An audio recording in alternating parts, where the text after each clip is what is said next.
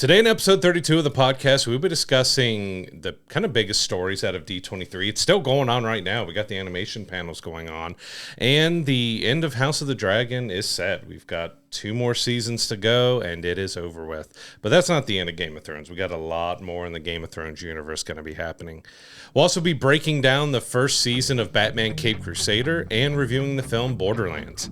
I'm Brad, he's Josh, and welcome to We'll Bring the Popcorn.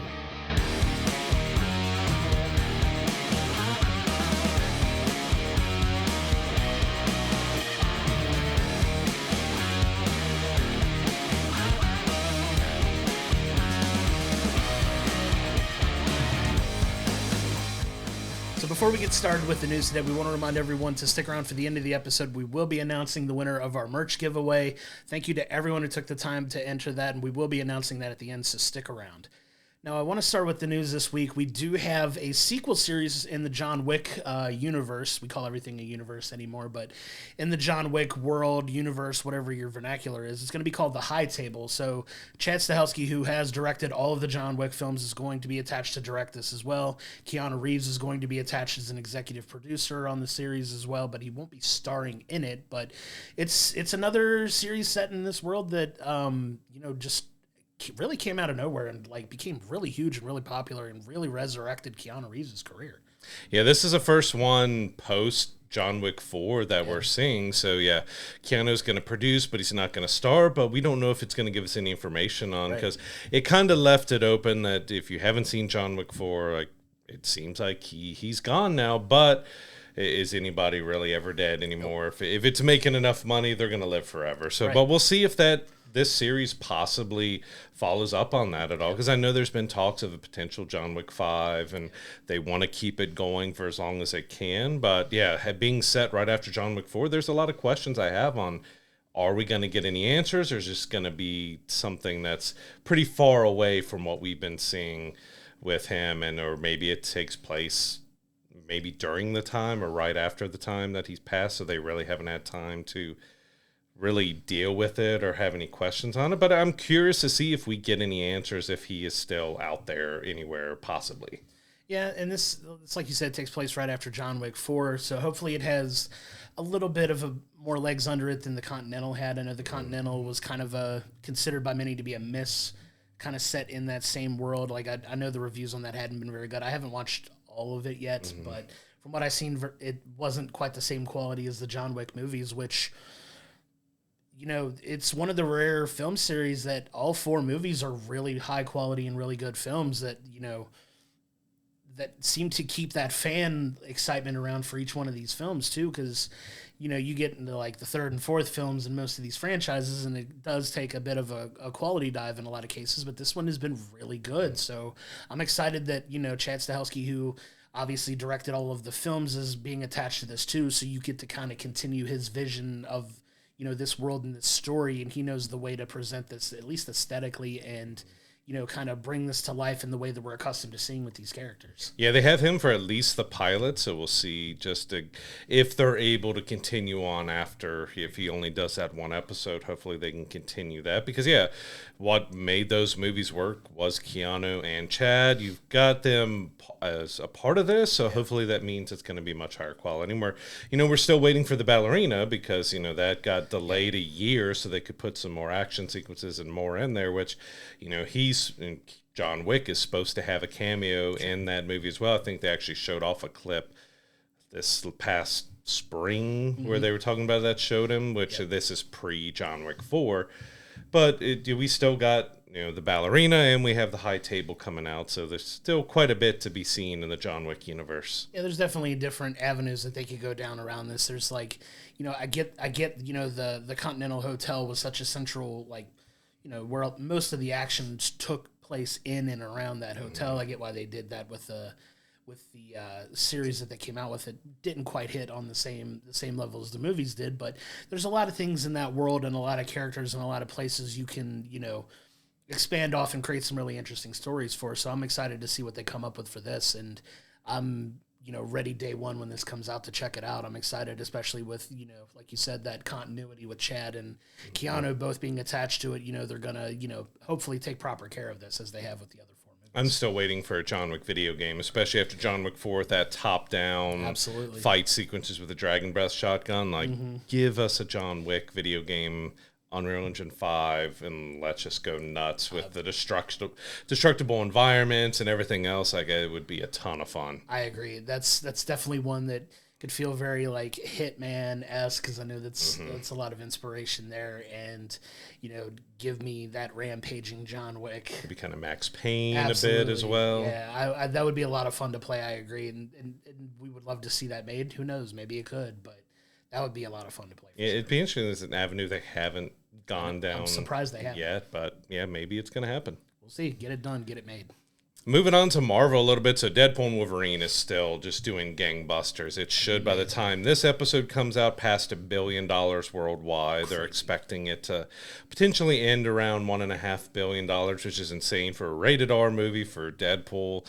It's been doing gangbusters, but pretty much everything they had set for spoilers, everything, that's all done for. So you've had all the actors and Sean Levy, the director, all of them posting the spoilers. So, we even had Ryan Reynolds put out wanting to campaign for Wesley Snipes to get a final Blade movie or show or something, give him a Logan send-off, which would be pretty amazing to kind of, like, that was still one of the biggest cameos that surprised me, because as we talked about, you can look at our Deadpool and Wolverine review that Ryan and Wesley did not get along doing Blade Trinity, and to see them come back together and have their everything back and forth in there, and Wesley is also quite older now and stuff, but it would be pretty interesting to see him get one more spin as Blade to finish off his story. It was cool to see them bury the hatchet, and you see like all of these amazing things that have been put out.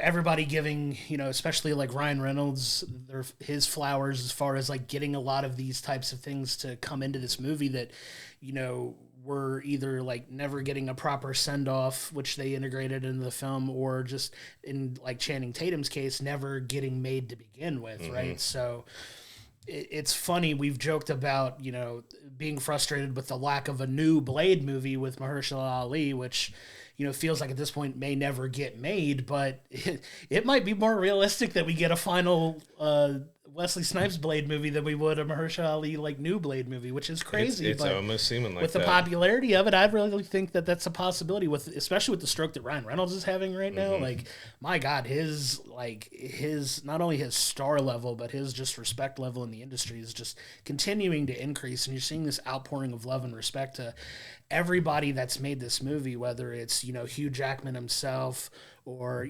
Channing Tatum pending a really nice message to Ryan Reynolds, like thanking him for kind of going to bat for his character and wanting him to be in there. Same thing with Wesley Snipes and burying the hatchet. Like, it was so cool to see like that outpouring of love and respect for Ryan, that this movie was as amazing as it was. It's a ton of fun, and seeing that he could potentially help these things get off the ground is a big deal. Like, getting these finales for these characters that they do touch on a little bit in the film, and they do that, but we've talked about like getting these guys a proper send off, and now it's a realistic possibility that it could happen. Yeah, it's been really interesting. We've seen Ryan come out and talk about, so they, we're talking with Nicolas Cage about potentially coming back as Ghost Rider. Awesome. Denied Taylor Swift was ever even going to be in it, but the probably most interesting one was Robert Downey Jr. Actually, they read lines together. So when, if you haven't seen Deadpool and Wolverine yet, there is a scene where Wade goes and talks to Happy Hogan about joining the Avengers. Well, originally that was supposed to be Robert Downey Jr., or Robert Downey Jr. is going to be a part of that scene. But once they found out about Doom, it didn't seem right to have him included in there because of that. So, his casting as Victor Von Doom kind of killed that little cameo, which it would have been fun and interesting, but yeah, to have that cameo there and then have him, come back as Doom did seem like a kind of a good thing not to happen. But we'll see how many other cameos that they thought about that they release here in the next few weeks. It seems like about once a week they're kind of revealing more and more about who else they've been talking to try to come back. Yeah, and having Robert Downey Jr. would have been cool for sure. And then what's really smart about how they wrote this movie is they they pivoted to kind of making the joke that, Tony doesn't do this sort of thing anymore. And it's like, what's that, interviews or what's that, cameos? And he's like, no interviews, that kind of thing. But it was still pretty fun that now that we know, obviously, that he is coming back to the MCU as Victor Von Doom in the upcoming Avengers films, that I get why they kept it out of this film to kind of not take the, heat away from that announcement, because that announcement was everywhere, literally. Like, you saw it all over social media. But it is fun. Like, I really do think Nicolas Cage's Ghost Rider would have been awesome. I'd have lost it for that one, because I know a lot of people are now starting to clamor more for the Midnight Suns movies, and, who's going to come back as Ghost Rider. I know, like, people like to fantasy cast, like Norman Reedus is like a great option for that, which I agree. And Ryan Gosling has been a rumored one. Yeah, and then there was even the possible of just grabbing the kid that played him in I say kid, but grabbing the actor that played him in the Agents of S.H.I.E.L.D. series, did a good job, I think, playing a different, Ghost Rider character that wasn't the regular, like, Nicolas Cage character too. But it's going to be fun to see who all, like, we could have had in the what ifs, like, that could have been in this movie. I think would be a fun topic of conversation, because you can almost fill a movie with the people that weren't in it potentially than the ones that were.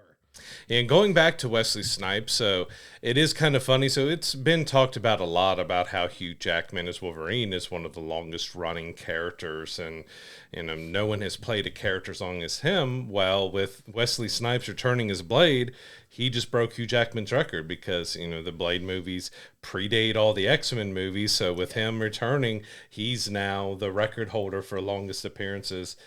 So we'll have to see. Does Hugh Jackman show up in the next Avengers movies and take his record back? Or, we'll see what goes with that. But it's just funny to bring him back when you're bringing Hugh Jackman back, but that also breaks his record.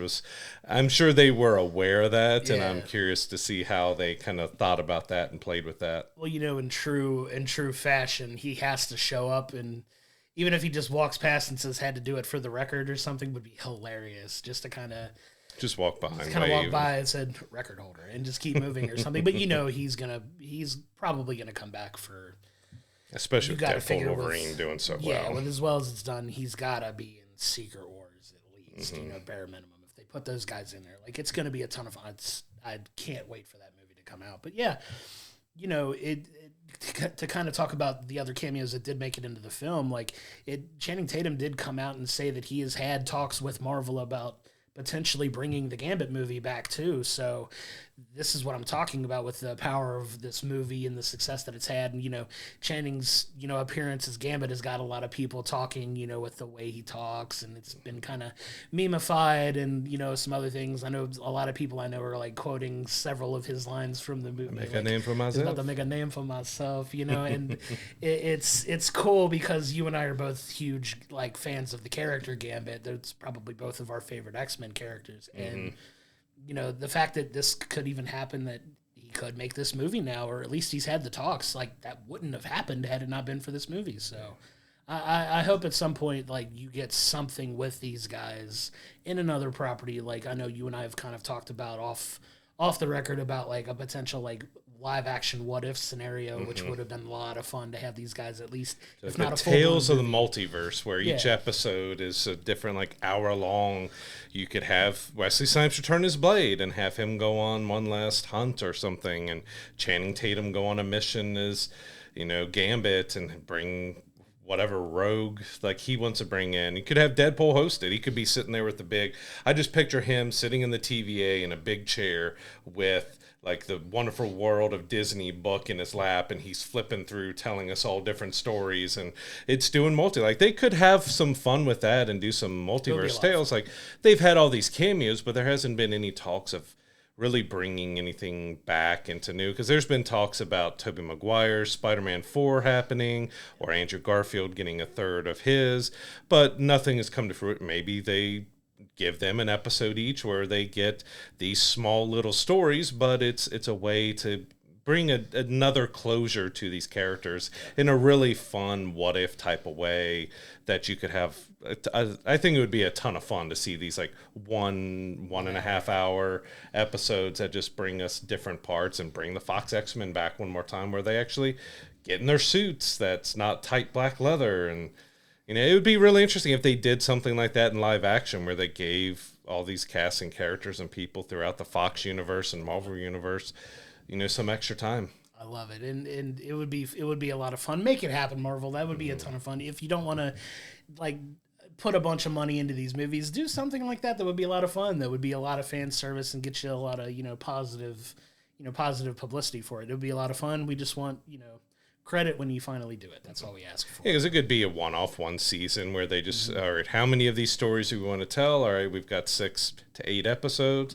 Let's make them all. It's a special event, and they're kind of done. So much fun. And they could also, if they wanted to bring them back for Secret Wars, you bring at least Gambit back for Secret Wars would be a lot of fun. It would be really interesting if Channing does get another chance again, because we know they were hamming it up with his accent and going a little over the top with the story. So we'll see with his accent and with how he spoke, if they actually kind of tone that down and bring it into a different level when it comes. Because the action sequences with him looked fantastic. Like, it was a lot of fun to watch him really sit there and fight and beat Gambit. Like, seeing a proper, true Gambit on screen was so incredible. Now I'm waiting for Rogue. Like, I've said it before, I love Anna Paquin. She's a great actress, but they did nothing that wasn't Rogue in the Fox X-Men movies. Sure. Like, I want to see a proper Rogue that has that dynamic of being strong and being a fearsome fighter, but also having that sensitive Southern charm and who's dealing with a lot of stuff. But we got the teenager in distress. We didn't get Rogue. Sure, and that's something that hopefully we see as they. The long rumor now is that once we get past Secret Wars, we're getting the mutant era of Marvel, where we start seeing more of the X-Men characters getting introduced, as they've slowly been now. And rumors are the next big Avengers movie is going to be Avengers versus X-Men. That's one of the big heavy rumors that's coming out. So the chance to introduce newer versions of these characters, no matter who's playing them. I've heard some grumblings that they were possibly talking to what's her name, Alexandra Daddario, about potentially playing Rogue. Like, that was one that I had seen kind of thrown about a little bit, which would be interesting. But I'm hoping that whenever they do introduce that character, it is like more of that comic book, awesome, female fighter that you talk about. That's, not the damsel teenager in distress that they kind of gave us in the Fox movies. Her character's always been great about that balance, that she can fly. She's very strong. She's not someone you can underestimate, but she also can never touch anybody. So there is that emotional dynamic that she feels alone and separated from everybody else, but at the same time, she can destroy an entire army on her own. But we just got a crying teenager most of the time. Like, I just want to see that great dynamic and that back and forth between the super strong character that's also very weak in some points. Like, she has that great balance of, like, she's so strong, but she's also, very weak as well. Like, X-Men 97 season 1 did a fantastic job of bringing her back, continuing her from, the series before, but also giving her a great range of being very strong, angry, formidable, but also showing the, how she was weak with Magneto and how she cared about Gambit and how she still dealing with frustrations of not being able to touch the people she cares about. So I want to see that great dynamic in live action. Absolutely. And I'm gaining more confidence in the, Marvel having the, the bandwidth to do that now that they have the rights to these characters again, that you're going to see that proper care being given to these characters. And hopefully we get that, significantly better representation in movies moving forward. So hopefully, whenever they get that character, they knock it out of the park, and I'm more than confident that they're going to be able to do so. But I want to move on to another show that, we've been following closely and we are going to review next week. Is House of the Dragon came out and announced this week that season 4 is going to be the last season of the show. Season 3 is going to air sometime between late 2025, early to mid 2026 is what they're guesstimating by the time that season's coming out. And then it'll follow up subsequently with season 4, which will be the last. Obviously, like we mentioned at the top in the intro, it's not the last that we're going to see of the Game of Thrones universe. There's many things in the works, including the spin-off series that they announced, The Night of the Seven Kingdoms, that they just announced as well. So lots of things still to come, but I've really been enjoying House of the Dragon. It keeps a lot of the, the tone and the seriousness of Game of Thrones without a lot of the hokey stuff that we got to see at the end of the series run, unfortunately. But I've really been enjoying the quality of these episodes that they've given us in the first 2 seasons. Yeah, I mean, especially with the character development and that dynamic between the two sides have been really good. It did feel, which we'll talk about when we do our season 2 recap of, this last season was only 8, and then George kind of talked about he felt to do it properly, it would need to be at least 4 10-episode seasons, but we only did 8 this season, so it did kind of feel like it could have used those 2, but I have been really enjoying it, and yeah, to see that we're getting to the end, but by the time they probably get it done, it's going to be like 2027, 2028 before we get that final season, because of how it takes them like a year to shoot, and then you have all the editing and all the special effects they have to do for it too. So, and we still got to wait before it's over with. But I'm really looking forward. They did put out a trailer for A Night of the Seven Kingdoms. So that's kind of 100 years after House of the Dragon, 100 years before, Game of Thrones. So it's kind of right in the middle. So it can kind of go without, because we already kind of know what happens, but we don't, we haven't seen everything that's happened. But it's going to be interesting to see how they continue this on, because I think there's also some animated properties that they're looking at doing. And so yeah, it's not going to be the end of the Game of Thrones universe for a long time. No, and it's exciting because, there are significant time jumps between these series. So there's a lot of gaps and a lot of stories you can tell to kind of fill in those gaps and, focus on not just the main battles that we have here, but there's a lot of other different avenues that you can explore story-wise that, it can make for some very interesting stories. I know you and I are both fans of, a lot of pieces that take place during this time in this era of, knights and, just that medieval, type of storytelling. We really enjoy that. I'm definitely a sucker for those stories. Absolutely. And, Game of Thrones being as great as it was, last season notwithstanding, but House of the Dragon being on par in a lot of ways with it, that, this whole world, the people that are making these shows really have a good grip on, telling these high quality stories that do get on a little bit of the crass side, but they do it in a way that makes sense because, it is a more, I don't want to use the word edgy, but it's a more grittier time period. You know what I mean? These are rough characters going through very rough things, and it's a lot of fun. It's really good. I really enjoy it, and I'm excited to see where they go with these last 2 seasons because it does kind of leave us in a place with season 2 to set up a very interesting season 3 that we're going to talk about when we do our review next week. But I'm excited to see where they go in the final 2 seasons. Yeah, because especially season 3, we've kind of already got hints of what it's going to be, especially at the end of season 2 of what we're left with, that it's just going to be one huge season of fighting and battling and everything else. But yeah, what is season 4? Is it going, follow whoever's the victor? Is there really a victor? And because we don't exactly, I haven't read all the books, but we know through Game of Thrones and a lot of other stories of who survived and who didn't and all that, but it's going to be interesting to see what we actually see out of these battles and how season 4 ends, and if they end up doing something that follows up, maybe it bleeds into the next season of the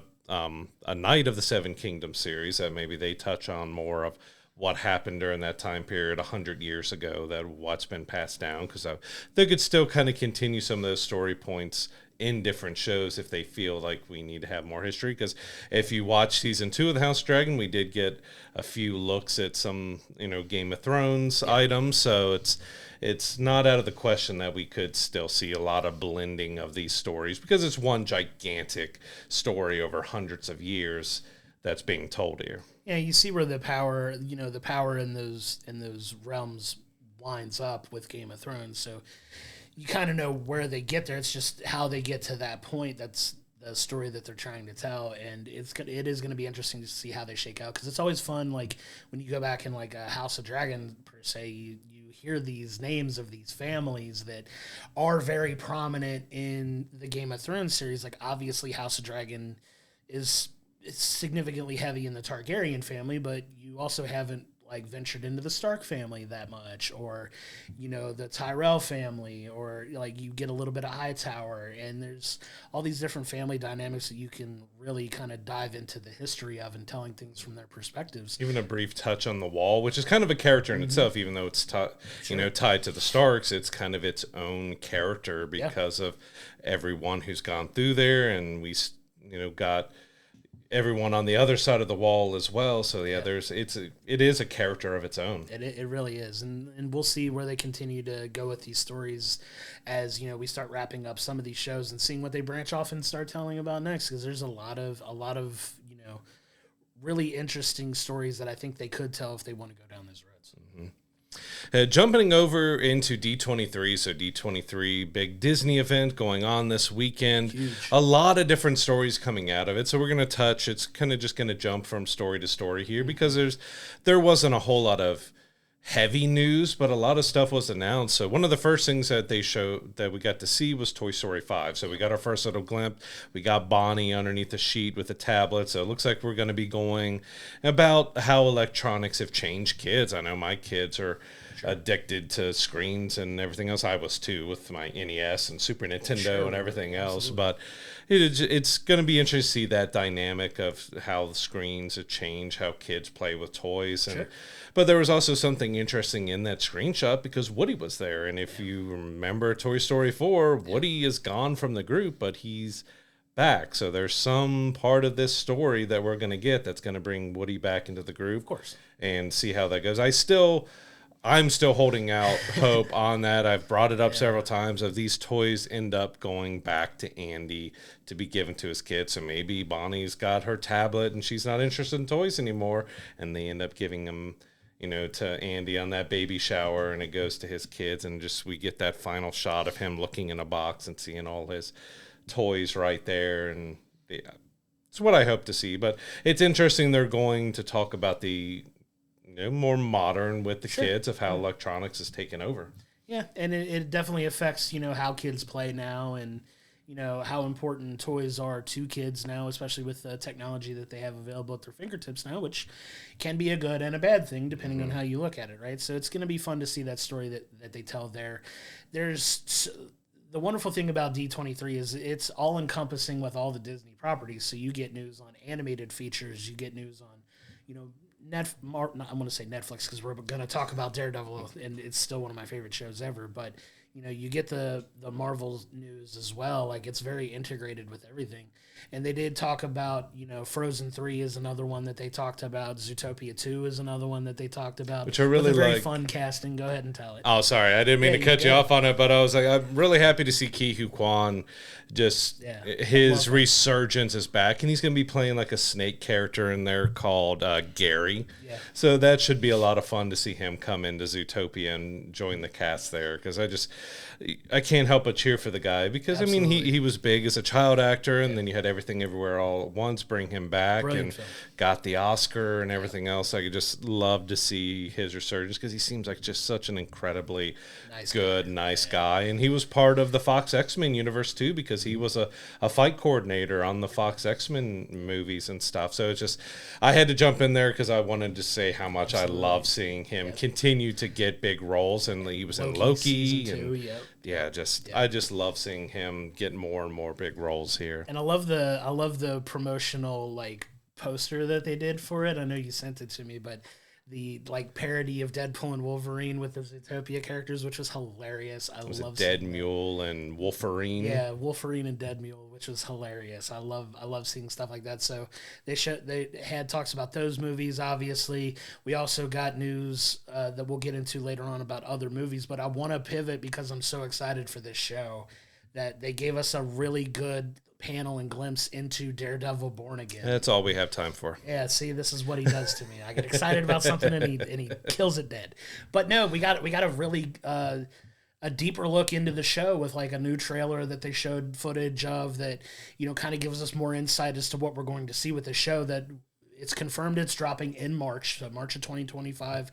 We are getting this. I can't put into words how excited I am for this show. It's one of my favorite shows ever. That I've talked about it ad nauseum on this show, about my love for this show on Netflix, and now that they finally, seem like they've gotten a handle on the story they want to tell. It looks like the Netflix show that I love, at least the aesthetic in the trailer that they've shown.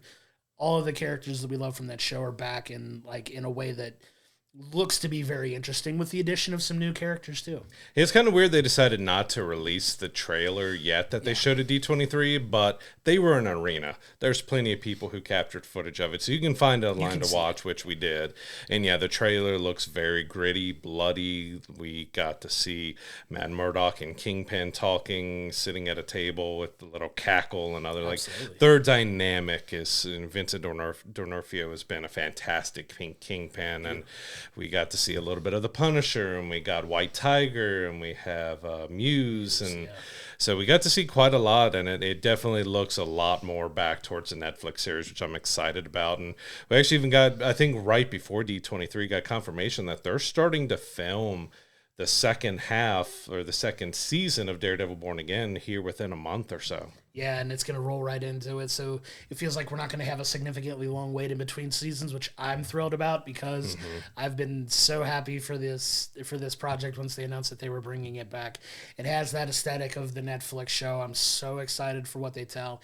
It kind of looks like, there's going to be some interplay, like you said, between Kingpin and Daredevil, but there's that, it looks like they're kind of maybe trying to have a little bit of an understanding between them, because there's a scene of them sitting in a diner across the table from each other, and he's like, I'm going to keep my eye on you, like, as, it's looking like, based on his appearances in Echo, which we also have reviewed, so go back in our archives, but it looks like he's going to start moving more towards political aspirations again, where he's maybe trying to become mayor of New York, and that story, but it appears that, Daredevil's like, if I keep my eye on you, are you going to play nice, kind of thing? And he's like, and then, in perfectly beautiful Kingpin form, turns it back on Daredevil and it says, well, who's warning me about this? Is it Matt Murdock, or is it your darker half? Which is an amazing line. Sits there. Amazing line, because you deal with,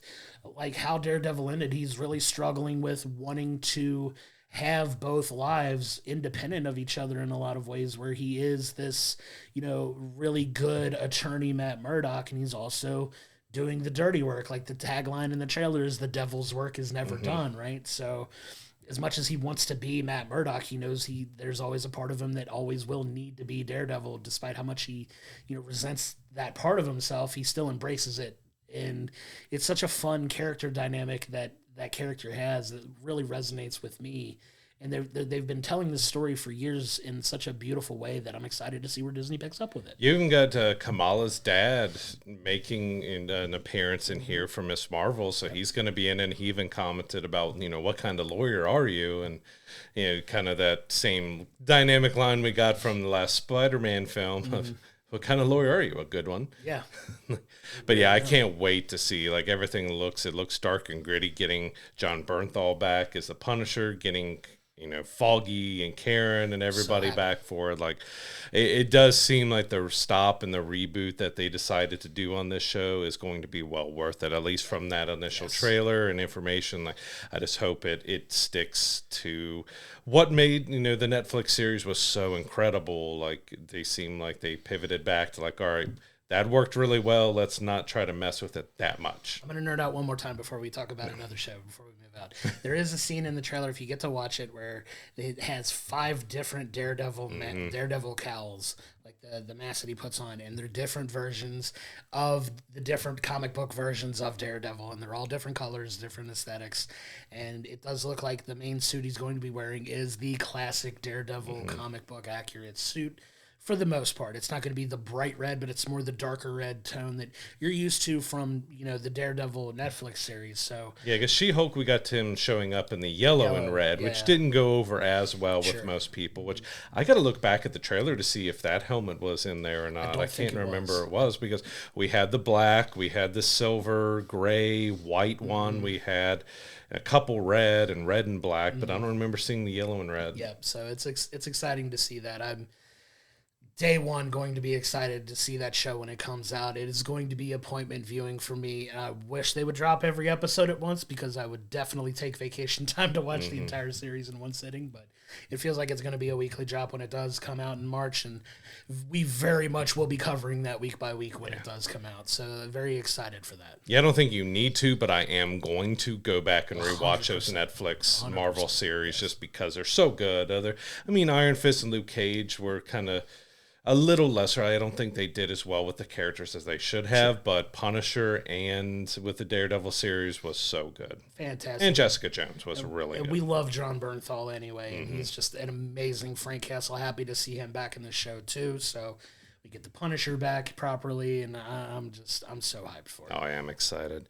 But more news from D23. So Pixar did announce a brand new property called Hopper. So it's kind of an odd one where a girl puts her brain in a robot, which I think was like a beaver or something like that. Sure. So it's going to be interesting to see how that turns out because they've kind of talked after a few of the more original films haven't done as well, but a lot of that was due to COVID and just not putting them out in theaters, that they do have something new coming out, but they did also announce that The Incredibles 3 is in the works, so we're getting a new Incredibles movie, which it makes sense, especially with superheroes doing good and more sequels doing good, that they're going back to The Incredibles.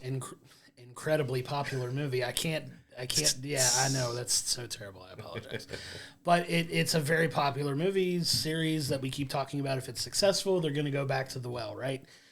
Hopefully, it keeps up with the same quality as the first two. I love the first two films. Both are really well done. The original Incredibles is probably top 10 animated film of all time for me, just in how good the storytelling was. It was such an original idea at the time, like a superhero family, like all and stuff, and it was done in such a brilliant way. I really enjoyed 2 as well. 2 is up there for me, but now that they're coming out with a third one, it got a big reaction from people. People do seem to be very excited about that one. It was one of the bigger reactions that people got from what I saw that were, taking videos and stuff of the announcement. And that you have Brad Bird behind it again, who's a legend at Pixar. Absolutely, so to have him be behind it is pretty big too. Yeah, and it's going to be fun to see that when it. I wonder how far in the process they are with that, but it's definitely one that's going to make a ton of money when it comes out again because those films are very, very popular for sure. One of the bigger surprises is that we learned that Mandalorian Grogu has been filming for a couple weeks. So it seems like Fantastic Four with Pedro has started the same time as Mandalorian Grogu. And they showed off a little bit of footage, which I wasn't able to find or see much on it. But they said it showed like Mandalorian Grogu and an AT-AT or something like that. And we got to see that Zeb from the animated series and everything. He got a brief live action view, but he's going to be a part of the movie as well. So it's interesting to see that they're already showing off footage because I think they said the next D23 won't happen until basically the movie's coming out because of how long it takes they do these. So that was kind of interesting that we got a little screenshots and footage and information on that.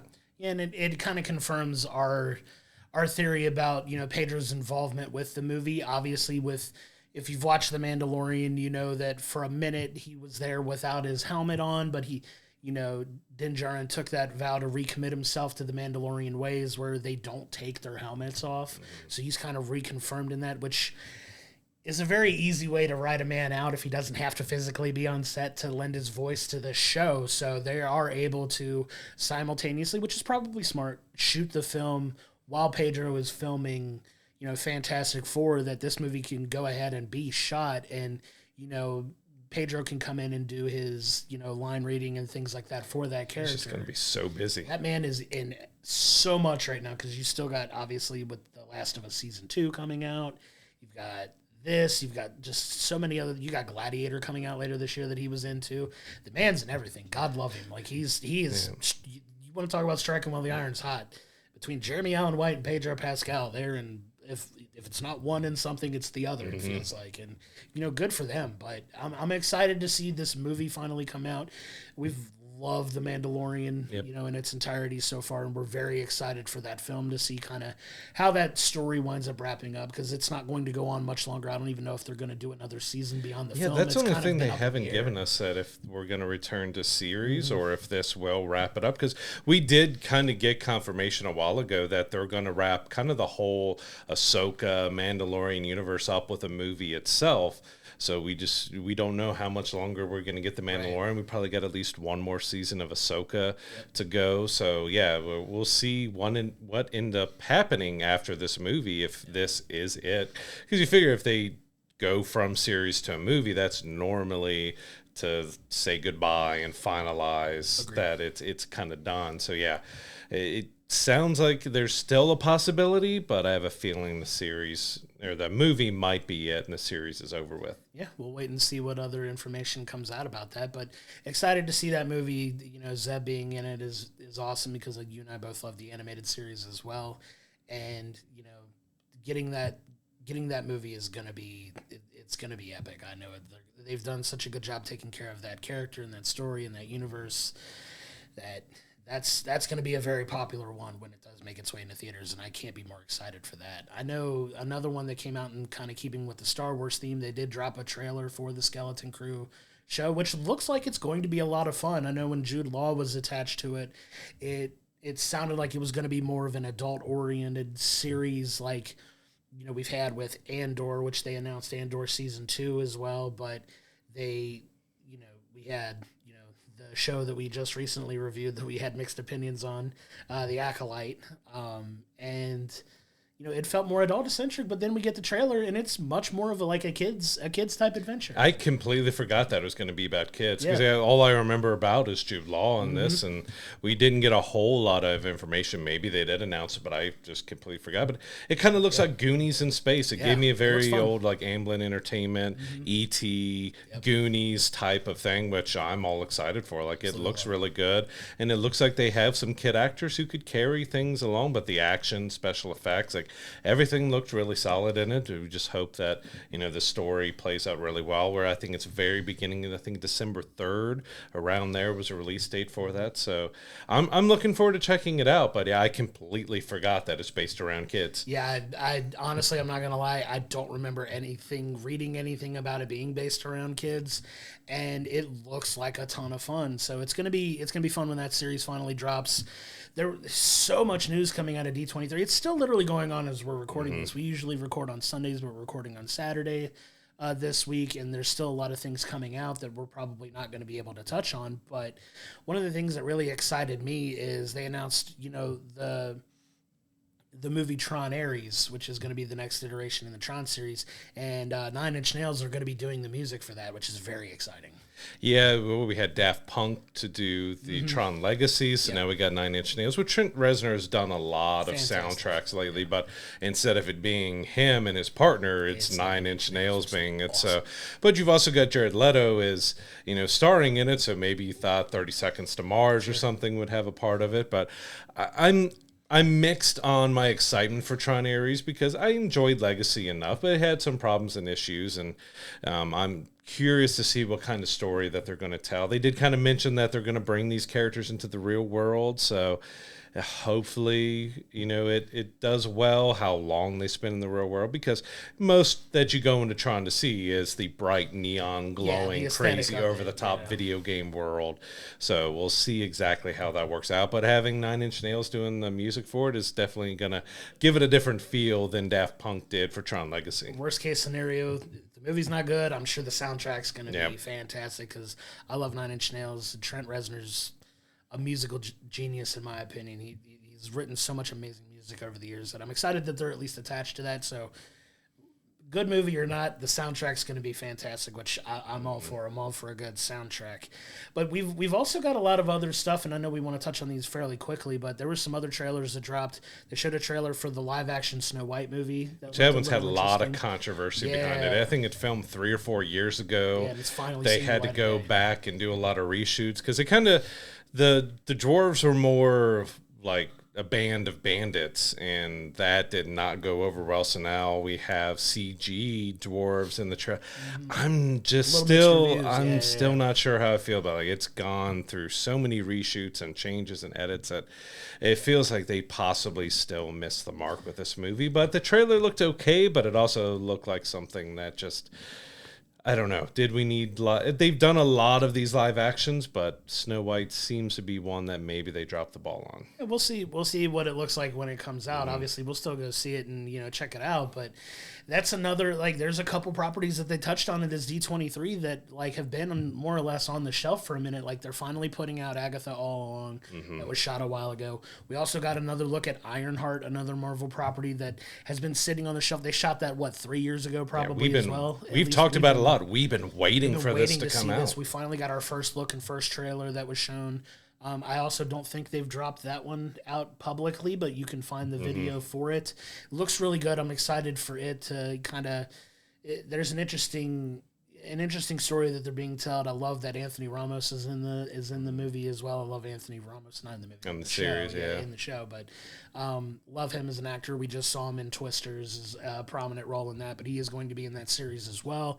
And that's finally something that we've been waiting for forever, and they're finally bringing it out. So it looks like they're finally starting to close up and get some of this stuff out that they've had a little bit backlogged for a while, that they're finally getting done. We did also get a look. So Avatar 3 now has a new title of Fire and Ash. So, of course, the second one was all about water. Now we're getting... So it seems like each one's going to be about a different element. And so we got Fire and Ash coming up next, which you said could be a very emotional movie, could deal with a lot of different emotional aspects. And those movies have been incredible to look at, like visually from a CG standpoint and storytelling. It's been pretty amazing to see those. So I am looking forward to seeing the third one. It'll be, I think, late 2025 that we see that. But yeah, that we got the title and a brief look at that. But probably the one that surprised me the most out of this, because Fantastic Four has been filming for about a week or two now. Right after San Diego Comic-Con, they left that and went to film.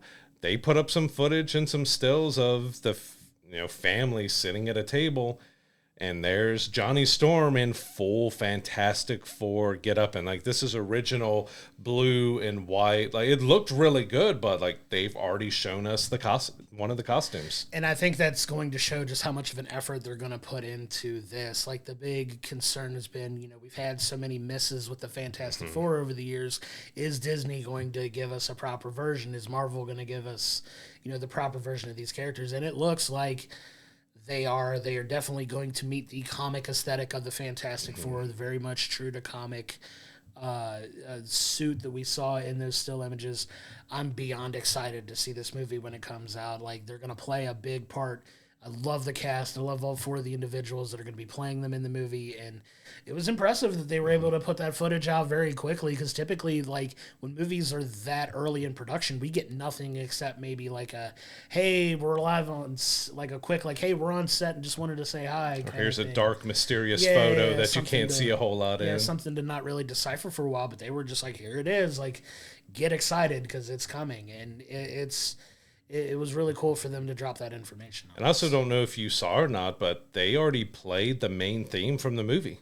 Yeah, so before they showed the footage and stuff, they played it, and it sounded good. It's a mix of kind of 60s type of music with, very kind of electronic, but also old, but they got a little dramatic in there too. So, but yeah, we've already got to look at the suits, and we've already got the main title track. So like, they're really putting a lot of work into this, even though they've been filming for 2 weeks. We know a lot of pre-production stuff goes, but yeah, it still just surprised me to see him sitting there in the Fantastic, because everyone else, like Reed is, Pedro's got the old sweater on and everything, and you have Eben, who's kind of looking just mad and grumpy over to the side. Like, they all looked really good, but I was just surprised, like, just straight out of the blue, there's a Fantastic Four suit. Love it. I'm so happy. I'm so ready for that movie. I'm very, very excited. It's going to be one of the most anticipated movies of next year for a good reason. We also got, kind of keeping in the Marvel theme a little bit, because Marvel does have such a heavy presence in this, they did announce that What If Season 3 is going to be the last season of the show as well.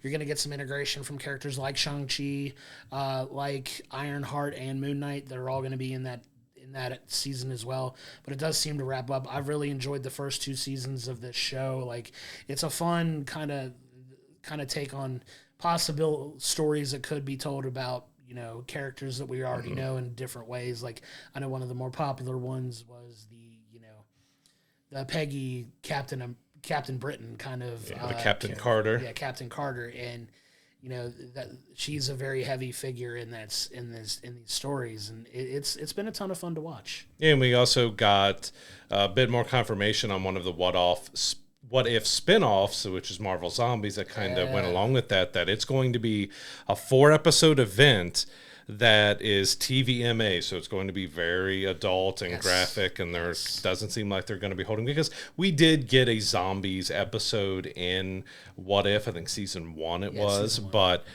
they're definitely going all out for this Marvel Zombie series. 4 episodes, hopefully maybe they're about an hour long, but it seems like they're going all out, and we might see Shang-Chi and a few other characters show up, in Marvel Zombies. But yeah, we've got What If ending. We've got because I think Zombies is only supposed to be a limited event. Like, it's going to be these 4 episodes, and they're not planning to do any more. But yeah, that was kind of big to see that they're already ending What If, and maybe they're going something, because there was kind of a mystery as well. Again, the panel and everything's going on right now. Maybe they announce it, but there was talk that they've already spent $20 million on another animated property that they haven't announced yet.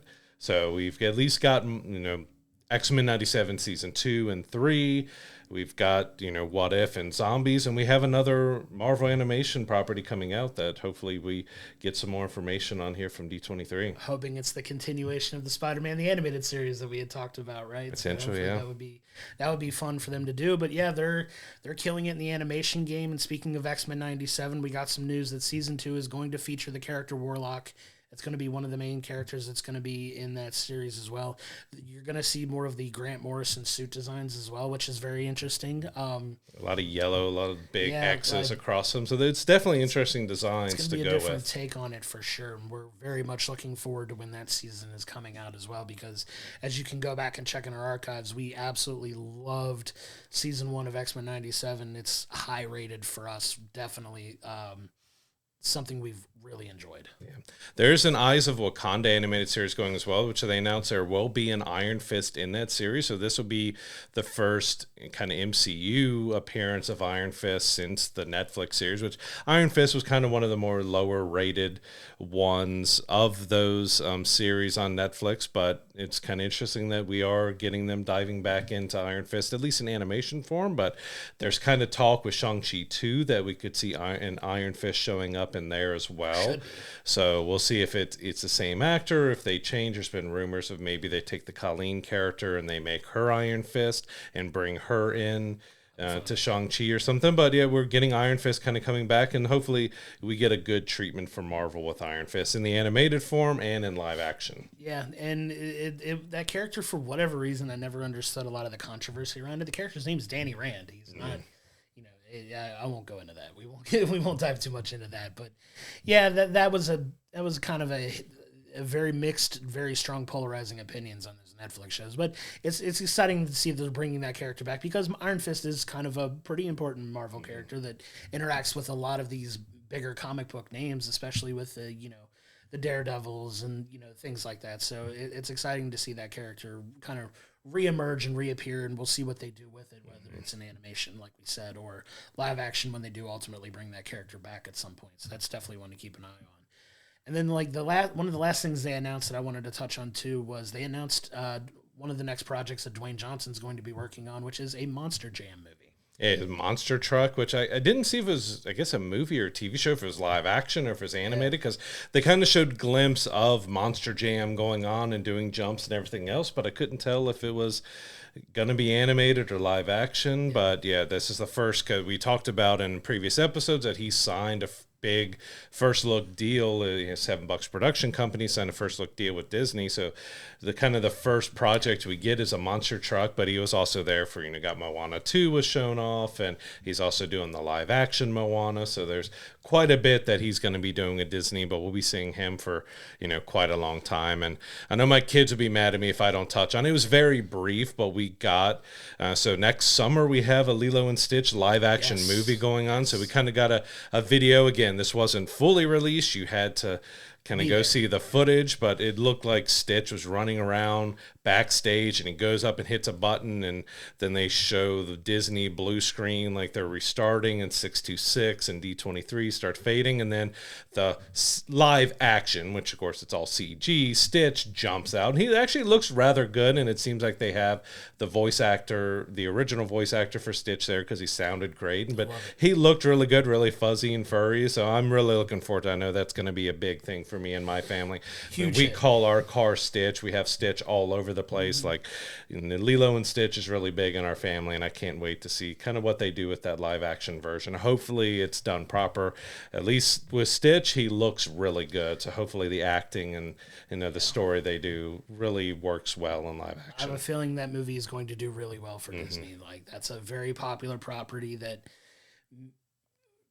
I wouldn't say had the biggest box office draw, honestly, but I think as the years gone on, the popularity of that movie has like increased like over time, and it's a really high quality film. Yeah, because they've done a lot of like spin-offs. There's a couple different movies that went kind of straight. They had a series, so it's quietly had a lot of stuff done for it. And I know it's highly integrated into like the theme parks and things like that too, and it's had a lot of staying power. So that's one that definitely got the internet talking, when they made that announcement about that as well. I've seen a couple mixed opinions on it, but that's the internet for you. But as far as like what that Stitch looked like, but from what I saw, I thought it looked good as well, and that's definitely going to be a little blue alien creature. Like, they made him look as cutesy and good as I think they could in live action. Right, and it's definitely going to make a ton of money when that comes out for sure. Yeah, so, I mean, there was a lot of stuff announced at D23, so there's, like I said, there's still stuff going on, so if you want to check out anything else when it comes to Disney, Pixar, Marvel, Star Wars, check out all of the news and stories coming out, because, it continues through the rest of the day today that we're filming, so we got some more animation stuff coming out. I was kind of expecting to see maybe Shang-Chi 2 show up and get some more information on that, but didn't really get anything there other than Shang-Chi is going to be showing up a lot in the animation properties. Right, which is great. So there's still a lot more to go, but it looked like it was a pretty decent D23 where they announced a lot of stuff, but it was more on the Pixar, Marvel, and Lucasfilm side. Yeah, absolutely. It's always a good bed for information. It's definitely an event I would love to attend one day for sure. If you have stories, if you've gone, please tell us how you feel about it. But you seem like you get a lot of really cool first look things at stuff that's coming down the pipeline. So it's a very exciting time for them with a lot of the stuff that they have coming out that they've announced, and it's definitely a lot of stuff to keep our eyes on. So moving on to our TV breakdown of the week. So we have Batman Caped Crusader over on Amazon Prime. So if you're not very familiar with this is a new animated property by Bruce Timm, who did Batman the Animated Series back in the 90s, which still to both of us is one of the greatest animated series of all time. Brilliant. Like just the animation, but it was also very dark with the story, and again mixed between being kind of a kid show to being, all right, this is a bit more than kids. So, Batman Caped Crusader is a spiritual successor to it. So it's taking place back in the 50s and 60s. We've got more of the noir detective era. It definitely pays a big homage to that time with the style. I mean, it definitely it continues the animation style of Batman the Animated Series, but very touched up and, different. But I really, really enjoyed Batman Caped Crusader. I enjoyed it too. It's 10 episodes, but you get this like continue. What I really like is like it's a continuing story throughout the entire. There's threads that started in the first episode that kind of continue on through the entire season, which I really appreciate, because even in a lot of cases like Batman the Animated Series, you don't really get that story continuation too much unless it's a character reappearing later for other things. But you have this continual thread of obviously the progression of Batman and what is very much earlier Bruce Wayne, like you say, detective type Batman, who's still like, he's still, not really dealing with the death of his parents so much, but he's in full Batman mode, right? So he's very much into his journey as Batman, but not in a version like we've seen that is a more well-established Bruce Wayne. I think he's still the young party playboy Bruce Wayne that still he's a bit of an emotional robot. And I think if that was any criticism I could have of it, is he's a little bit more like stilted and not as much of a dynamic personality as several other Bruce Wayne characters that we've had, but he feels he's very straight-laced in a lot of ways. But I really enjoy a lot of the stories they tell. I thought the story that they tell the entire season with Harvey Dent was great. His quest to become mayor and ultimately leads to, we're going to spoil things when we talk about some of it, but like, you know, if you know Harvey Dent, he eventually becomes Two-Face, and you get that point, you know, with him trying to become mayor, and some things happen that ultimately lead to him becoming Two-Face.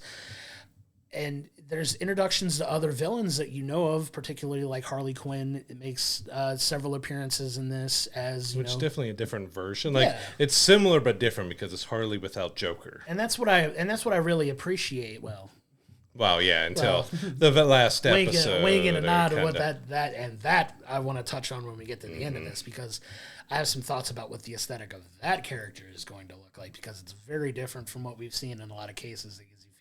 Menacing, but it does. It's a very darker, like not as campy version of this stuff. But a lot of the stories they tell in these 10 episodes are really good. Like there's a lot of different things going on, and it's told in a way like a similar characters with stories and perspectives that you haven't really seen yet, and it's a lot of fun. The animation is really good. If you're a fan of Batman the Animated Series, the aesthetic of the show is very similar. So it's not like a dark, it's not like a hard right turn from what you're used to seeing with that, which I appreciate because it feels like a more modern take of what Batman the Animated Series could have been. But they tell these stories with these characters in a really good way. That's a lot of fun. It's not too dark, but it's more TV-14. Like there's language and there's violence. There is some language. There is some violence. That's a little bit of a step up from Batman the Animated Series, but you don't lose that quality of storytelling that made Batman the Animated Series so good. I would rank it probably slightly under it just because I hold that show in such high esteem, but that also goes to show the amount of respect that I have for the show that they've given us so far. Like, I really, really dug this. Yeah, I had just great hopes for it because you had Bruce Timm involved who did that. But you also, looking at the credits, you had Matt Reeves who's doing, his, Robert Pattinson Batman universe and everything, which we got the Penguin coming up from that. But you also got J.J. Abrams was a part of this as well. But yeah, it had underlying storylines, but a lot of the episodes were kind of those old detective serialized episodes. Like they were contained themselves, but they might have a little thread here and there. Like there are several episodes that were, kind of freestanding, but also kind of talked about how the police corruption, and you got Harvey showing up in a few and Harley in a few. But I love how it paid just a lot of respect to the old detective series of that time, because we're set in a different time period. It did seem like we also got a little cameo that never really got touched on of a Lois Lane from like the Fleischer area and all that. We got a lot of respect for like the old detective, but also for Batman. And as you talked, that the Bruce Wayne was kind of a little thinner, but I think this was also continuing on that the idea that Batman is his true self while Bruce Wayne is the disguise. He is, and then he's just playing that up like, oh, I'm just a playboy who likes to mess around a lot, and because he has to go through therapy because of punching and hitting somebody, and that therapy's with Harley, and she's trying to get him to open up, but he's just like, no, I'm good. All right, we're over with you. Sign this and move on. And I gotta say, the voice overall was good, and it's a me thing that I couldn't stop hearing H. John Benjamin, Archer and all that. It did have a very similar to it, and there was, he did do a different Bruce Wayne to his Batman at times, but like in the very first episode, which deals with the Penguin, but this time we've got a female Penguin with Oswalda and kind of what's going on there with and it kind of sets up our underlying thread of crime and who's in the crime bosses and all that. But there was a point where his Batman and Bruce in that episode was exactly the same voice. It was the deep, dark, I'm Batman. Oh, no, I'm Bruce Wayne, but I still sound exactly the same. It feels like he kind of accidentally kept with that, because in more later episodes, it is a very good mix that you have. But it's also hard to live up. And we've had a lot of different Batmans and stuff, but especially with the Batman in the Animated Series aesthetic to it, and having Bruce Timm, not having comparisons to Kevin Conroy. That's a living up to Kevin's Batman and Bruce is very hard to do. But I thought he did a good job overall, other than my own issue with not being able to not hear H. Sean Benjamin as Batman through all that. Yeah, I got that. I got that vibe as well. But yeah, I mean, you see a lot of the characters that you know in this universe, and you know, Detective Bullock. You get Commissioner Gordon, who's, you know, still kind of running the Gotham City Police Department, but he's kind of not due to, you know, some issues with the mayor that's running against Harvey Dent. You get Rupert Thorne, who's the big crime boss. You don't get the Falcone family in this necessarily. It's more Rupert Thorne in this version, who is more prominent in Batman the Animated Series. So it's fun to see them kind of go back to that crime family well, as opposed to the Falcone family, which is, you know, both big crime boss families in Gotham. But yeah, you get some fun one-offs. I really enjoyed the Ghost episode. That was what I was going to talk about, because those, to me, felt, even though I enjoyed them, felt kind of out, because it got into more of the supernatural aspect of it. And while the others were more grounded with the Penguin and with Two-Face and all that, there was like 2 episodes that really dealt more with supernatural aspects, which I liked, but it also kind of took me a little bit out of it. A little bit, but yeah, I'm more approaching that from one of my favorite animated movies of all time is Batman Mask of the Phantasm, which is absolutely brilliant. And it's, you know, Kevin Conroy as well. And it's such a good, like, done around the same time as Batman the Animated Series. And that animated movie is fantastic. If you've never watched it, I can't recommend it enough. We went, last year we went and saw a reissue of it. We saw it in the theater. Like, it was a lot of fun. And I got some vibes of that from that a little bit. So kind of from a nostalgic place for me, kind of took me back to how I felt about that. It's not Mask of the Phantasm by any means, but the tone of that with is it really a ghost? Is it not? Kind of the supernatural stuff.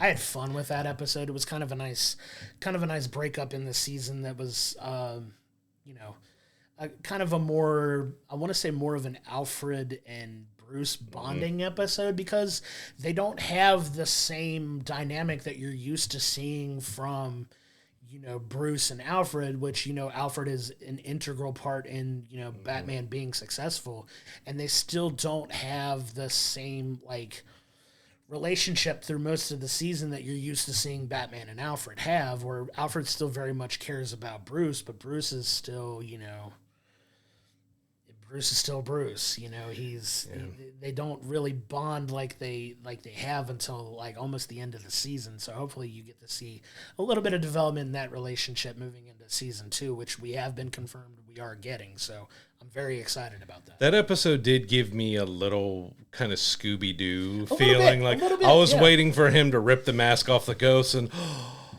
it's Ra's al Ghul or something like that, or the landlord. Like it, just because it is set in the time period, was kind of fitting. Like it just gave me some feelings of Scooby-Doo to it. Like I'm waiting for him to reveal who it was, other than sticking heavily with the supernatural aspect of it. Yeah, and I know a lot of times that I like to rag on shows that do this sometimes, that feel like a hard left a little bit from like a continual story. But for whatever reason, like I said, could be the nostalgia hitting me when I watched it and the mindset that I was in when I watched it. But I enjoyed it. And overall, though, the season was really good. I'm excited to see where they move forward with this, because at the end of the season, we do get a teaser for probably the next main villain that's going to be. And of course, it's the villain that we all, you know, that is synonymous with Batman, and it's the Joker, but it's the Joker in a way that we haven't really seen this version of the Joker really in the animated realm, or even like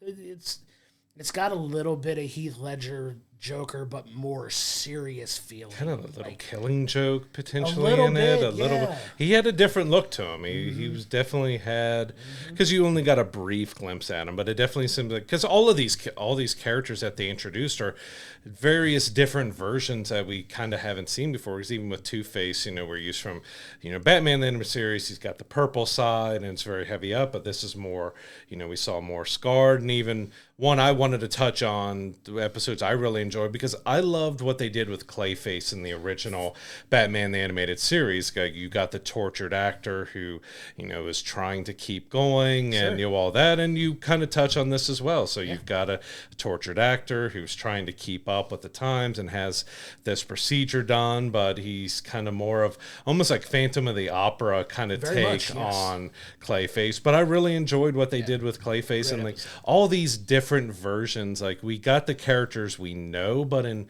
definitely different versions of them that we haven't seen before, because this was like a very different Clayface than what we had in Batman the Animated Series. Same with Two-Face and about Firebug. We got a lot of different versions of these characters, which was kind of nice and refreshing to see these different takes. So I am really curious to see what different take we get with the Joker.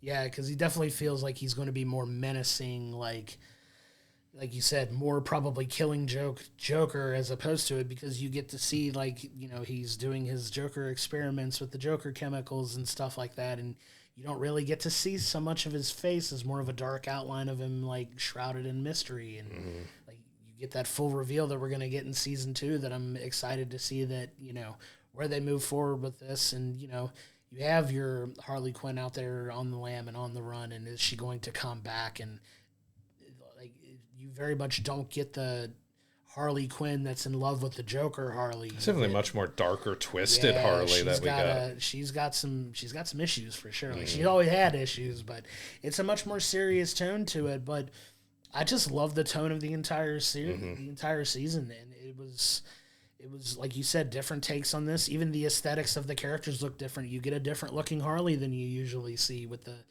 all the red and black and the white makeup. You get a very more serious Harley, like sinister Harley, even in a way. Like when she full on dons the attire that she has in her Harley, like her Harley Quinn character. And even like the simple, subtle change that they make to Two-Face, which, if you know the character Two-Face, his left side is usually the one that's scarred up in the versions that you see.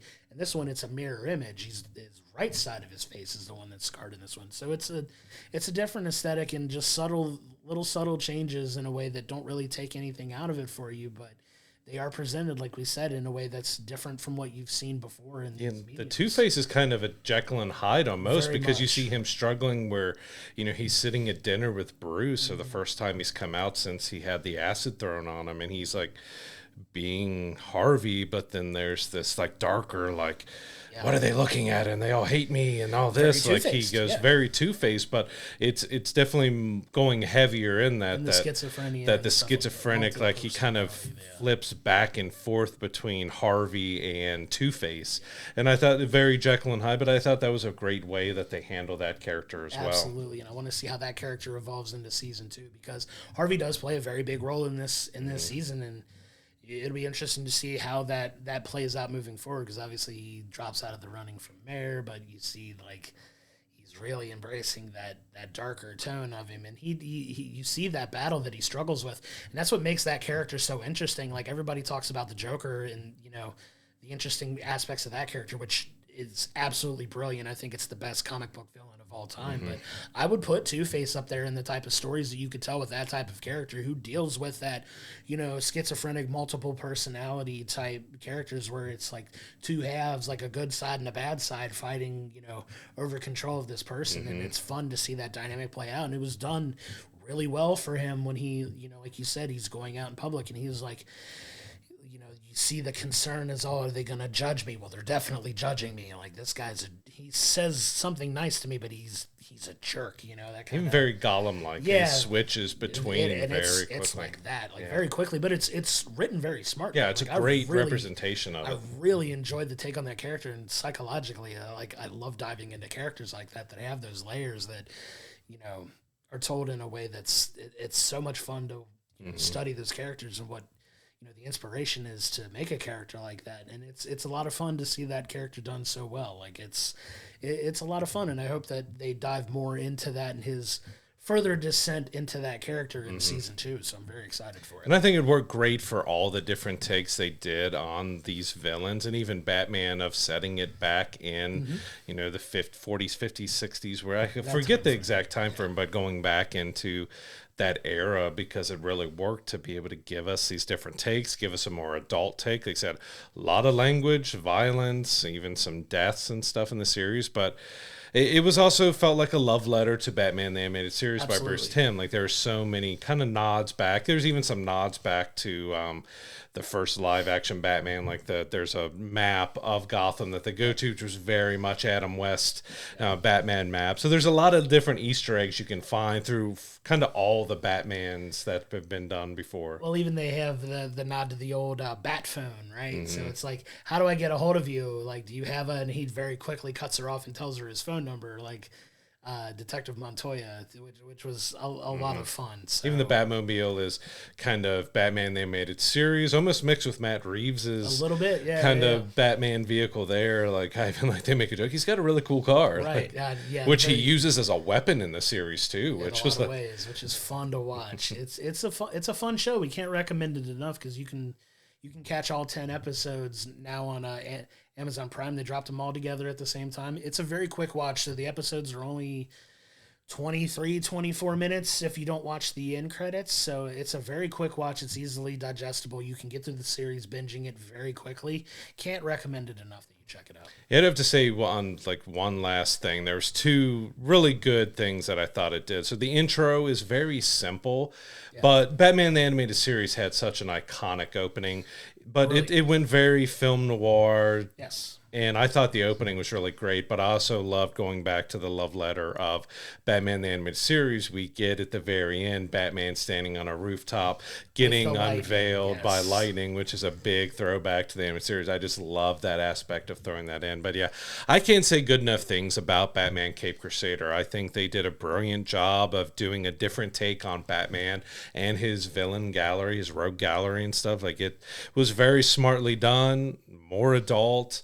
And there wasn't an episode I could say I didn't like. Like, the whole series had me. I watch one, all right, I got to watch another. I was hooked on wanting to watch everything. But it's also, as we've mentioned, we have a huge love and appreciation for Batman the Animated Series. Like, it's one of the greatest shows and animated shows ever created, because you had Mark Hamill's Joker and you had Kevin Conroy, but it was. Even then, it was dark stories, and it dealt with suicide and death and everything else. Like, it was such a series that was ahead of its time, and to see them kind of continuing that tone and love letter to it in this series, I am so glad that they've done this and that we're going to get more of it, because it was so brilliantly done, and it's one of my favorites that I've watched this year.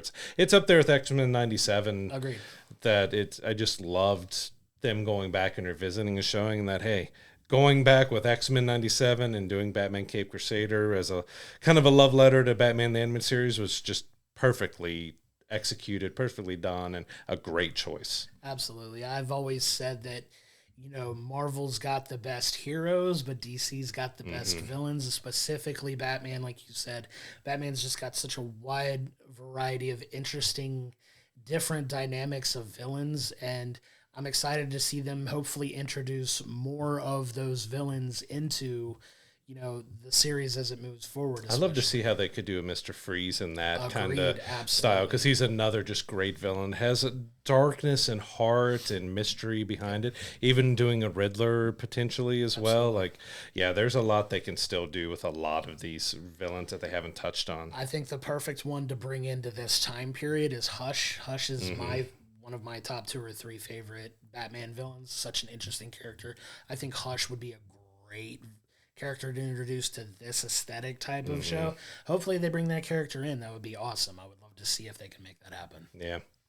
Yeah, so Batman Caped Crusader, all episodes are available on Amazon Prime. We can't recommend it enough. It is so good. And I said it is a little bit more adult. I wouldn't think maybe the really young kids might have a problem, but it is like TV 14 for most of it. So it's aimed more at teen or higher, but there are some episodes that are a little calmer and others that have more language and violence and even death in it. But it's so well done. We hope you go check it out, because it's well worth the watch. Absolutely. Can't recommend it enough. So now we want to go into our film review of the week. We do have the film Borderlands. It's based on the popular video game. This one is starring Cate Blanchett, Kevin Hart, are the two main actors in this film. It's a take on this. I have mixed feelings about this movie because, you know, the aesthetic of the games are very, like, they're ones you don't normally see in video games, right? The aesthetic of the game is very different, but it has kind of that campy, over-the-top style that may not always necessarily play up well in a live-action sense as it would in a video game, but I don't know, man. Going and seeing this film, like, I didn't have very high expectations to begin with. How could I not forget Jack Black as Claptrap? But I didn't have the highest of expectations for this film, and I was just kind of left with kind of a, I don't want to say meh feeling to it, but I don't really lean strongly one way or the other versus like I wouldn't say I hated the movie, but I wouldn't say I loved it either. It was just more like it was just an all right film. This basically summed up exactly how I felt. Like, I came out of it like, that was okay. Right.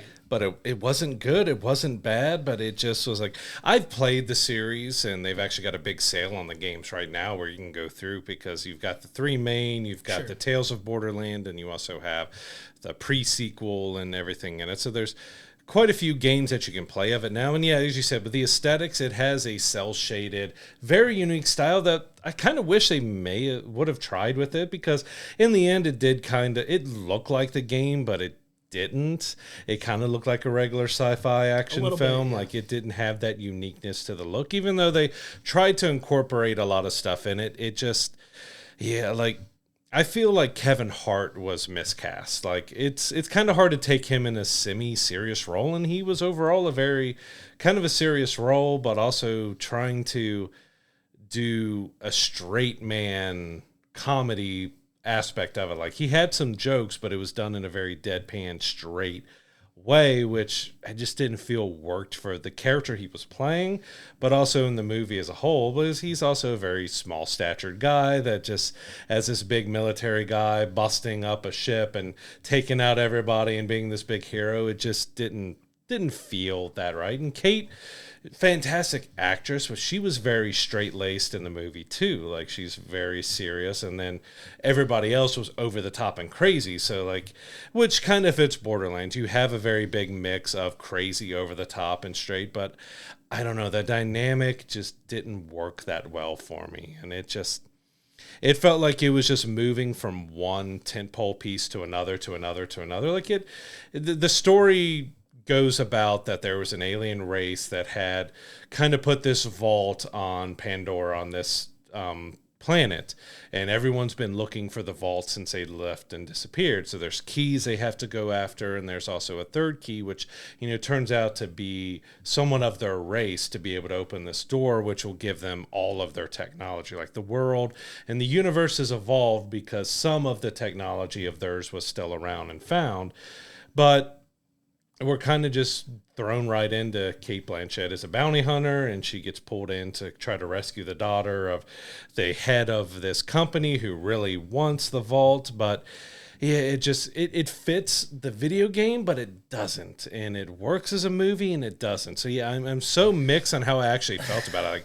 the reviews for it are not very good. Like, when we went into it, it's sitting at like 3% on Rotten Tomatoes, which we don't put all that much into the Rotten Tomatoes, but when something is sitting at 3%, it's like, it's worth taking up notice for. And it just, overall, it just felt like it was okay. Maybe at home with some more viewings or something might feel a bit better about it, because it kind of felt a little Fifth Element-y, but also trying to, it just, I don't know, it just didn't sit well with me, but I didn't hate it. I just was okay. That was a movie I watched. But that's kind of the takeaway of the movie, though. But that's and I'm going to be completely honest. There's nothing in that movie that I really took home with me that I remember from it, really. Mm-hmm. Like, and that's not a good mark of a good movie. Obviously, it's one of those like, all right, I don't feel like I needed to rush out to see it in the theater necessarily, which is unfortunate because, you know, we always advocate for going and seeing and supporting these films in the theaters, which we did, but it was one of those that I walked out from and I'm like, I'm not really going to take a lot away from this movie. Like, it happened, they made it, like, it's not terrible.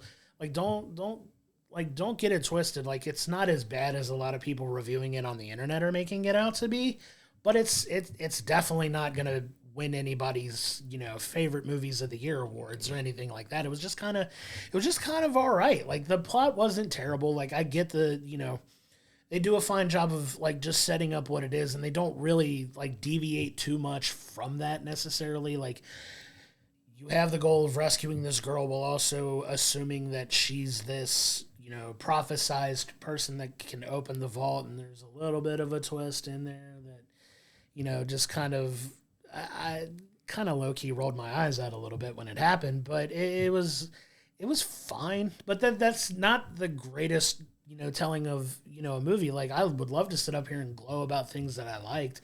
I thought Jack Black as Claptrap was okay. I thought he was kind of a waste. A little annoying in some parts, but that's kind of that character in the games anyway. So if you played the games, Claptrap's just this wisecracking robot that's just kind of there for some laughs, but can help in a little bit. But it definitely felt very campy, very it's definitely not a movie that takes itself too seriously by any means. Which is good for the games and stuff, yeah. But it just didn't hit those points. It didn't hit like you'd want a movie to hit. Mm-hmm. Like it's fine. And sometimes when you're seeing a movie, that's not the worst thing you can say about it, really, but it's not going to be a movie that changes your life. You don't need to find some kind of deeper meaning. If you're looking for something we like to call it movie that I can go turn my brain off and watch and just kind of enjoy it for entertainment purposes, it does a fine job of providing that entertainment. It's under 2 hours. It's about an hour and 40 minutes.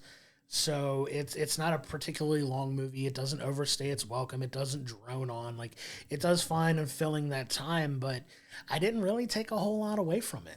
Yeah, I think two of the biggest issues I've had with it, the CG was a bit rough at times. You've had flying vehicles and other stuff that they did, and some things look good while other things look like really bad and off.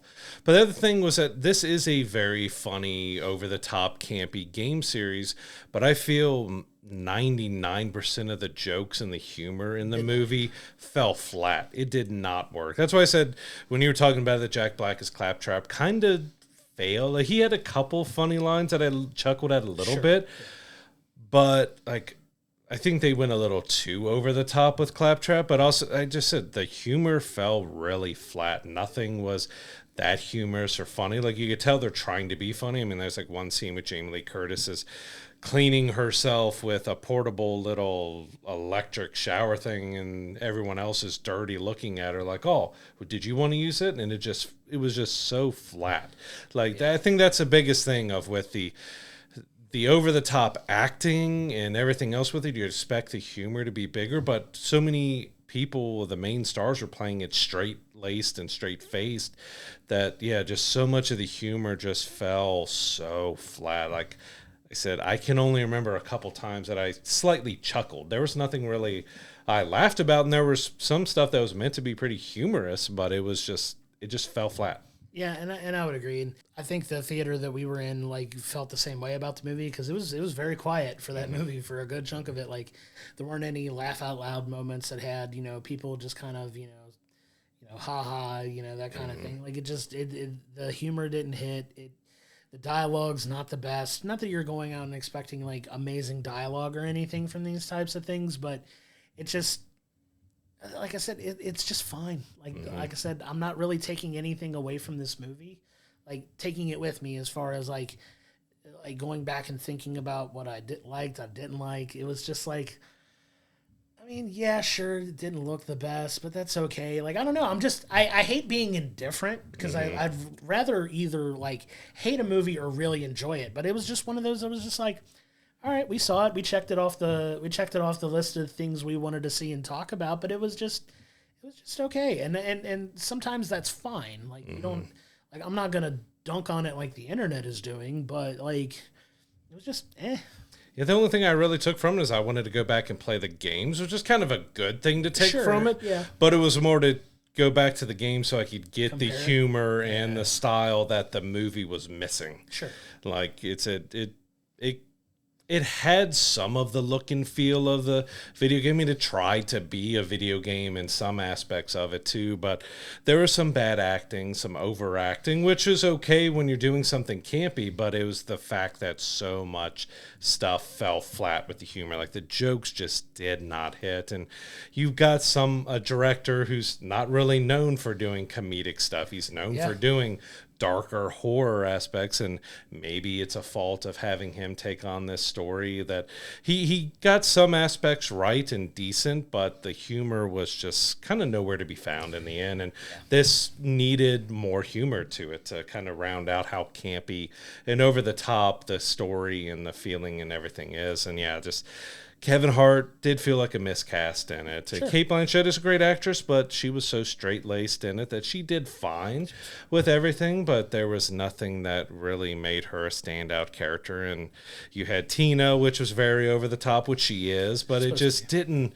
Nobody felt like they were playing off of each other, working off of each other very well. And then you bring in Jamie Lee Curtis's character, which she was very over the top with everything she did, but it just wasn't humorous as it seemed like it was going to be. Like it just fell flat. I think that's the thing I can come out of the movie overall. It was just kind of flat. There was nothing that really got you excited.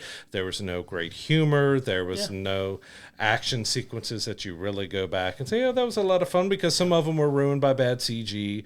Others were just... It felt like a video game fight, which is okay, but it just, nothing was memorable to it. Like, it's just kind of a flat overall feeling in a film that just, it could have been a whole lot better than it was. Like, we've had some good video game, in the past, video game adaptations were known for kind of being bad. And we've got some good video game adaptations since then, so this kind of felt a little bit of a step back for it. But it was almost there. Like, there was just some stuff, if they could have got the humor right and got the kind of casting right a little bit better and the feeling a little bit better, it could have been a really great film and could have been a really good adaptation. But in the end, it just felt really flat. Yeah, and if you'd have told me it was an Eli Roth movie, if you didn't know that going in, you could not tell this was an Eli Roth movie. Like, this doesn't feel anything like any Eli Roth movie I've ever seen. Like, there's no... And I'm almost wondering if this was like a little bit of a passion project of his, maybe, that he could have done, or maybe the check was really nice. I don't know. I don't want to put anybody's motivations into this, but it didn't feel like an Eli Roth film to me. And it's not an indictment of him as a director. There's so many things that he's done in the past that are really good, really well done, especially in the horror genre that he's, more synonymous for. But yeah, it definitely didn't feel like that type of, like, it didn't really have his stamp on it. And maybe I also wonder if they let him do it rated R, because the game has a lot of bad language and a lot of violence in it. Yeah, it's a PG-13. Maybe it would have worked a little bit better as rated R and let him go more over the top with the violence and the language and stuff, and then maybe it would have worked better then and fit his style a little bit better. And maybe that would have been what it needed to be a better film, like you said. And there's nothing wrong with doing a PG-13 take on something like this, but it didn't give it that edge that I think it could have really needed to have been better. Maybe had it been, maybe less restrictive and going a little more like leaning into that, it could have been a better movie. But at the end of the day, this is what we got. This is what they put out. It was just fine. Like, I didn't hate it. I didn't love it. And that's just, I don't like writing that. I don't like writing in that middle line. I either like it was just like, nah, I didn't care for it, or I enjoyed it and there's positive things I could take away with it. There's nothing really positive that I could take away from the movie. Like, it didn't leave any type of lasting impression on me. And I'll be honest, in 2 or 3 weeks, I would be surprised if I remembered anything specifically from the film. And that's probably the most condemning thing I could say about it, is it just didn't leave any type of lasting impression on me. And I'll probably go, when it comes out on digital and come out on streaming, I'll probably give it another view just to see if there was a different viewing. Maybe it's something you maybe appreciate more after watching it a couple times. It's not something I want to go back in theaters to watch. Sure. I'll give it at least one more chance on streaming to see how I feel on it, because I've also going to go back and play some of the games, just because it it did get me back into wanting to play the games again, but again, for kind of a bad reason, that not because I love the movie and I want to go back to the games. Like, well, I'm going to go back and see if I remember the games right with its style and with its humor and with everything else, and see kind of more looking at it, where did they go wrong with the movie than like, oh, it was so good, I want to go play the games that it's based off of. But maybe it'll get a lot of business that way if people want to go back and play the games again, because they're like, wait, do I remember the games right? Because it's been a few years since we've had, they're working on Borderlands 4, but it's been a little bit since 3 came out. I think at least a few years now. But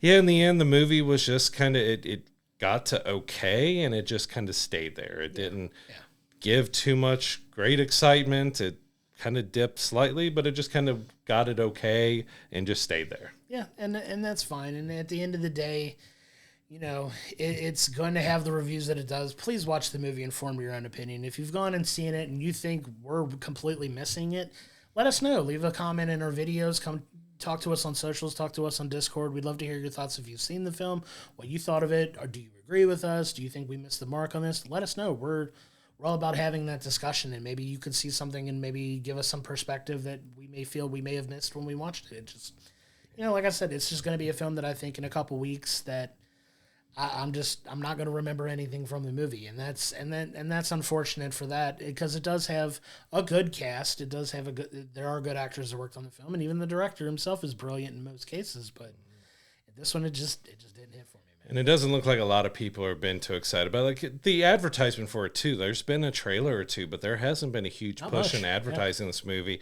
and it's already trending in a bad way. They're expecting like less than $10 million domestically for a $115 million big budget video game adaptation film. So that's kind of a bad sign of how everyone's feeling from the reviews, but also just the word of mouth outside of it. Like, we do want you to if you enjoyed the games, go on a budget day and check it out and see if you feel the same or not. Because if you just ignore it, you may end up loving it, even though a lot of us disliked it. Like, don't want you to miss out on something you'd potentially like. But yeah, we just, in the end, as Josh said, it was just very meh. It was okay. It wasn't good. It wasn't bad. It's hard to feel on it. And I do dislike being in that way. Like, normally you could go one way or the other, but I'm right in the middle of like, it's just okay. Yeah, and you know what? I think that's a perfectly good place to leave this movie.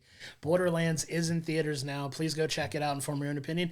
And tell us if you think we missed the mark on this. We'd love to hear your thoughts and opinions on it. So what's coming up this week is kind of a lighter week of things, but it also has one of our other most anticipated films of the year. Like, Deadpool and Wolverine was definitely tops, but Alien Romulus looks absolutely incredible. And if you don't know much about it, it's definitely taking Alien and Aliens and kind of putting the horror with the action and making a new film that I think takes place before or after the third. I think before the third. It's before Alien 3.